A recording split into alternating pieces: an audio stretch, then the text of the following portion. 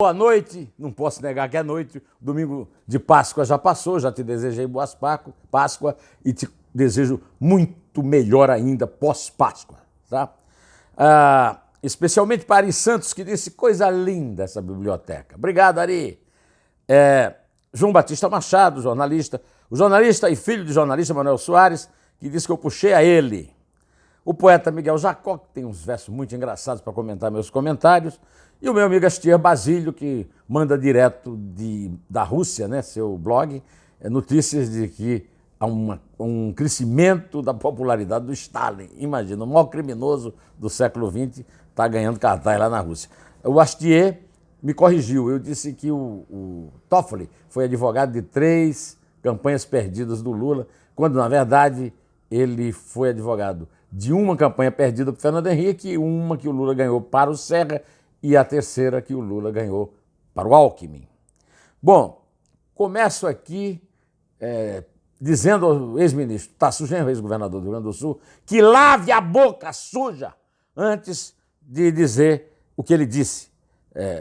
Ontem, o sábado, né, usou o Twitter para dizer que Alan Garcia, o ex-presidente peruano que se matou com um tiro na cabeça ao ser preso, deu um exemplo de dignidade com o seu suicídio. Ora, veja.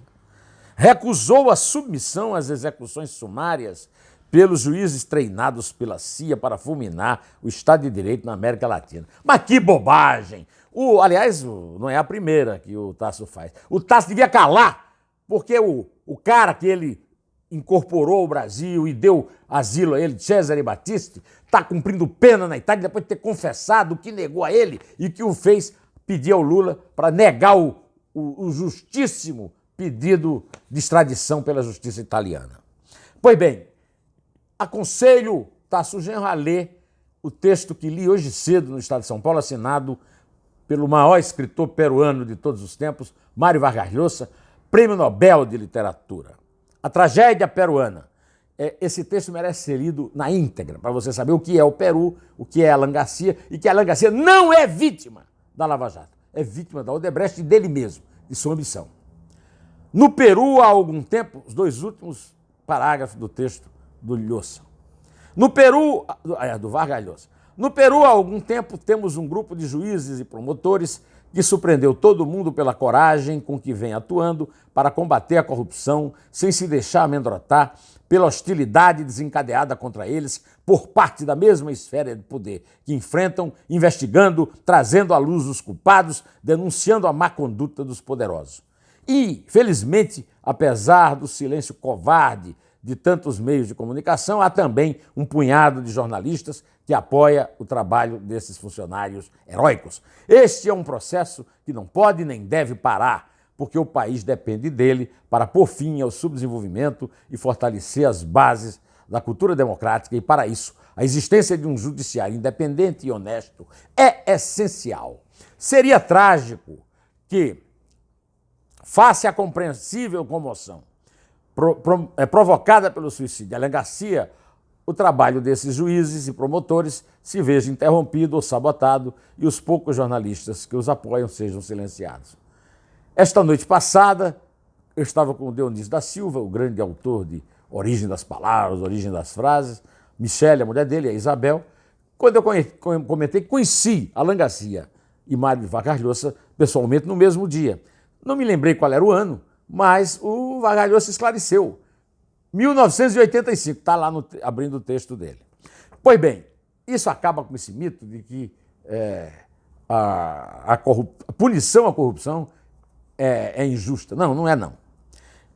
E outro mito é esse de que a reforma da Previdência sacrifica os pobres e é chuchuca, né? Tigrão para os pobres e chuchuca para os milionários, como disse o inútil e inócuo deputado Zeca Dirceu.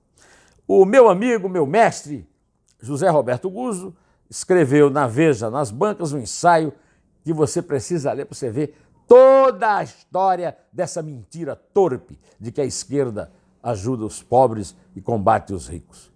Eu não tenho aqui tempo para ler para você o texto todo, que era o que eu gostaria de fazer, mas eu vou ler os 2 últimos parágrafos, como eu fiz com o do Vargas Llosa. os pobres e os ricos. Em matéria de ação pró-pobre, houve muita propaganda, muito filminho milionário de João Santana, mais um réu, confesso, de corrupção, mostrando a clássica família negra feliz, com mesa farta, carrinho na porta, turma de avião, etc, etc. Mas essas fantasias quase só existiam na televisão. Dinheiro que é bom foi para o bolso dos nababos, dos Marcelos, Iaikes e Gedels. Foi para ditadores da África. O filho de um deles, por sinal, é um fugitivo da política internacional. Foi para obras em Cuba e na Venezuela. Foi para os prestadores de serviço, ONGs, amigas e artistas da Lei Rouanet.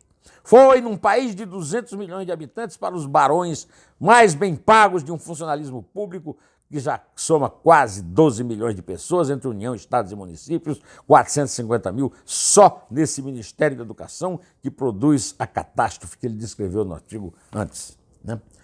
Para a pobrada, sobrou o programa oficial de esmolas do Bolsa Família, ideal para perpetuar a miséria, ou pior que isso, segundo o Banco Mundial de novo, 7 milhões de brasileiros caíram abaixo da linha da pobreza apenas de 2014 para 2016. Quem gerou essa desgraça?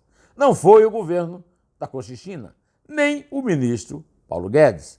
A situação fica definitivamente complicada para os pobres quando quem diz que está cuidando deles serve no exército do inimigo. Aqueles que têm como principal razão de sua existência, talvez a única, defender direitos e princípios que são apenas presentes pagos com dinheiro de todos, inclusive eu e você, tá? Que está me vendo aí.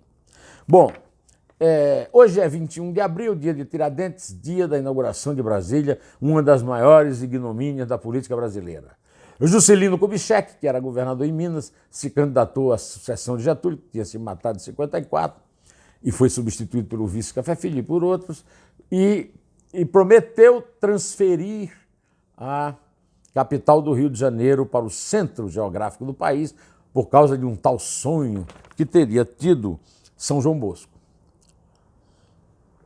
Em torno da ermida de São João Bosco, ele construiu uma cidade, e nesse período da construção de Brasília é que o Brasil começou a conhecer a corrupção pública nos volumes que foram ampliados depois pelo PT, mas que até o PT chegar no poder, vindo de Brasília, já era grande.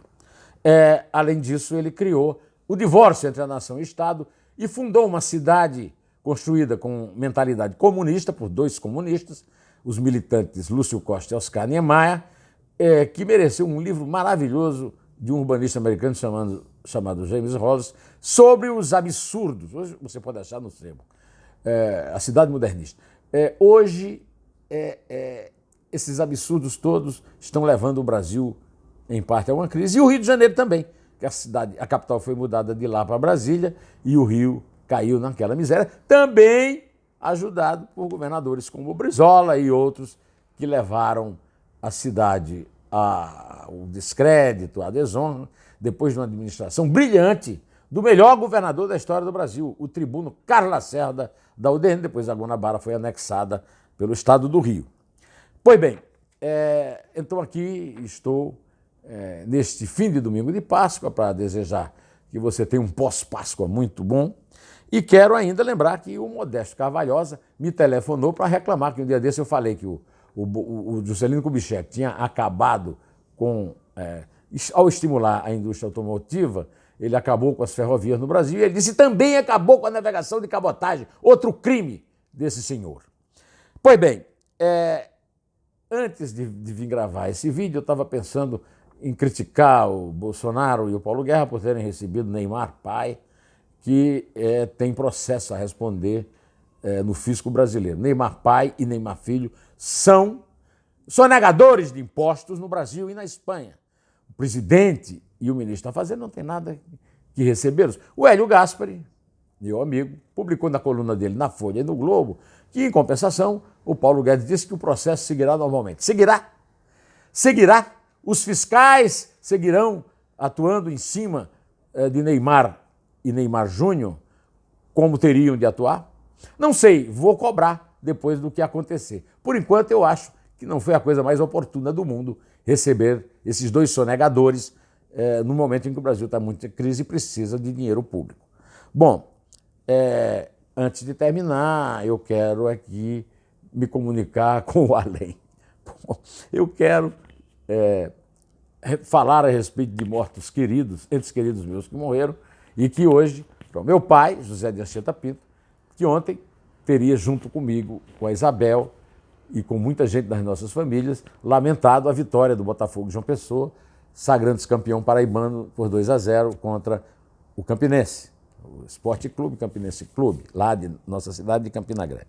Mas, em compensação, o meu pai hoje teria um motivo para uma alegria imensa com o 35º título do Flamengo no Campeonato Carioca. Ah, Campeonato Carioca não vale. Vale. E o Flamengo bateu um rival que o Flamengo tem mantido sempre no lugar de vice, que era o Vasco da Gama. Pois é, outros dois mortos queridos são João Batista Lemos, meu pai no jornalismo, e Walter Silva Pica-Pau, o cara que descobriu simplesmente a Elis Regina. Dois corintianos roxos. O Lemos era lá de São João de Muqui, no Espírito Santo. E o Walter, o Pica-Pau, né, era da Moca. Eles estariam muito felizes juntos com Roberto e Memeia Liberti. Ontem, eu estava com 199.600 inscritos e hoje amanheci com 200 mil, agora estou com 200.489, graças ao fato de eu ter citado a Memeia aqui. Foi uma grande revolução, a Memeia é muito popular, e aí eu passei dos 200 mil. Estavam conosco hoje de manhã no café na padaria Aurélio de Paula e o Flávio Adalto, que é diretor, o Aurélio é diretor do Corinthians, o Flávio também. O Flávio foi meu colega na Folha de São Paulo e hoje é diretor do Corinthians, e todos eles estão felizes porque o Corinthians também é o maior campeão do estado de São Paulo e hoje aumentou esse rol e é o tricampeão. Depois de 80 anos que o Corinthians nunca mais foi tricampeão, até porque enfrentou o Santos do Pelé e a Academia do Palmeiras, perdendo muitos campeonatos. Pois bem, e por fim, quero me referir a um torcedor campeão de hoje, que é um senhor que, quando eu o conheci, ele chegou para mim assim, falou, em 1967, você já ouviu aí o hino do esporte? Na minha interpretação, e começou a assoviar. Ariano Suassuna, torcedor número 1 do Esporte do Recife, hoje está fazendo muita graça lá no céu com o seu título. Bom, antes de concluir, eu quero mandar um beijão aqui para Samuel Alencar, meu companheiro de muitas batalhas, o Samuel Alencar, aquela grande figura que aniversaria hoje. Parabéns, Samuel! Direto ao assunto, em pé, e só a verdade nos salvará.